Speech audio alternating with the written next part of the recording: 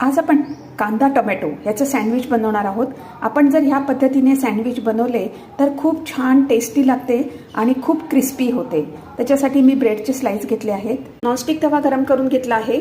ब्रेडला आपण एका बाजूनी आपण बटर लावून घ्यायचं आहे, आतली बाजू अशीच ठेवायची आहे, दोन्ही बाजूनी बटर लावून घ्यायचं आहे आणि त्याचे टोस्ट बनवून घ्यायचे। सँडविच बनवण्यासाठी मी एक मध्यम आकाराचा कांदा बारीक चिरून घेतलाय, टोमॅटो बारीक चिरून घेतलाय, कोथिंबीर घेतली आहे, थोडीशी लाल मिरची पावडर घातली आहे, थोडी हिरवी मिरची बारीक चिरून घातलेली आहे, थोडेसे आपण चिली फ्लेक्स घालूया। मीठ आता आपण बिलकुल घालायचं नाहीये तर त्याला पाणी सुटेल। थोडासा आपण गरम मसाला घातला आहे, थोडासा चाट मसाला हे घालूया आणि मिक्स करूया। मिक्स करून घेतला आहे। आपले टोस्ट बनवून झालेले आहे। एका ब्रेडच्या टोस्टवरती आपण हे सगळं सारण ठेवलेलं आहे, वरतून आपण मीठ भुरभुरलं आहे। टोस्ट आपण तव्यावरती ठेवले आहे, त्याच्यावरती दुसरी आपण ब्रेडची स्लाइस पण ठेवलेली आहे टोस्टची।